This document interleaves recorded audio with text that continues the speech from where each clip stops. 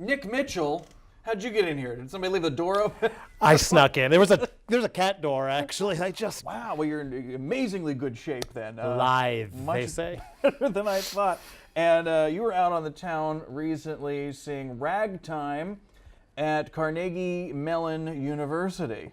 Yes, indeed. It's a celebration of a new generation. I can't remember the lyrics, but They called it Ragtime. they called it Ragtime. Indeed, they did. How was it? It was pretty fantastic, Yeah. Brian. It was. I had only seen the show once years ago. I forgot everything that happened. I forgot the broad scope. I forgot the amount of time it covered and all the social issues it brought up. Wow. And I lived it for the first time. Again. See it again for the first time. Absolutely. Isn't that what they used to say about cats? Unfortunately, They had to say something. Well, somebody had to see it once. Now and forever at the Winter Garden Now Theater. and forever. But I love that time period, and this is one of really a musical that I enjoy, but I heard it's sold out. It is. They are taking names at the door. There are about 30 people of all ages, college student, early bird, senior citizen discount, all of them waiting, and I saw about 29 people get in the day that I was there. So they are kind of like literally kicking butt and taking names up there at CMU. It's worth rolling the dice, though. It really is. Yeah, okay, well good. So what were some of the standouts to you? As far as the design, it was 3 spinning scaffold stair structures. And between the design of Frank Blackmore and Katie Fetro, the lighting design of Alex Stevens, and the projection design of Alex Reed, it was seamless. There were probably 40 different locations or more. And I was never in doubt where I was. The projections were seamless. It didn't seem contrived. There was some overlap from time to time. It was visually stunning. Wow. Yeah, it sounds like there's a lot going on there. There was. There were a couple of exposed LEDs, which didn't fit into the 1906 timeline, but I was willing to look past that. Hey, this is the music of a new generation. But it is. The people called it Ragtime. The better to see you with, my dear, we could say. Based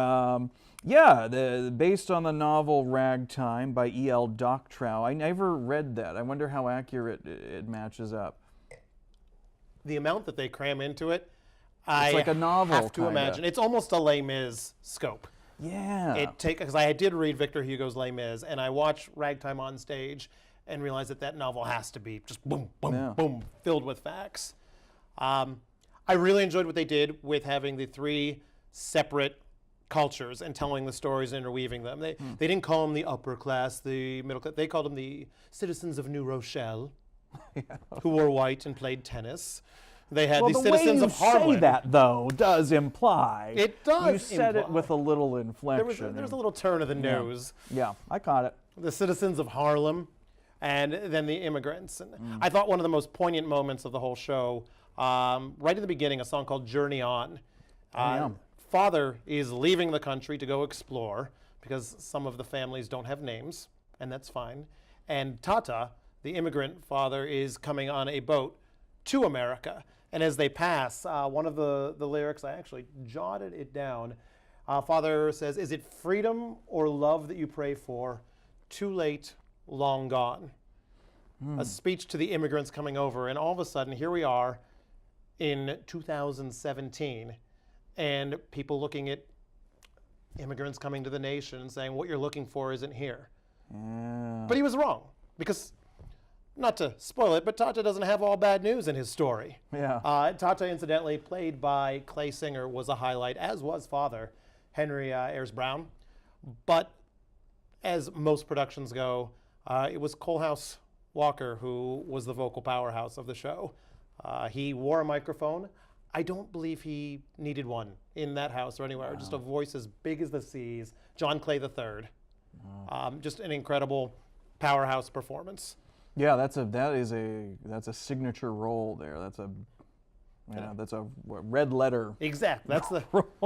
That's the name and lights role. But very timely, you could say, even though this is the early 1900s. They say the best historical stories end up being timeless, because what do? We do it again and again. So if you can get in to see it, do. Yes. I think you might agree with that. Directed and choreographed by Tomei Cousin.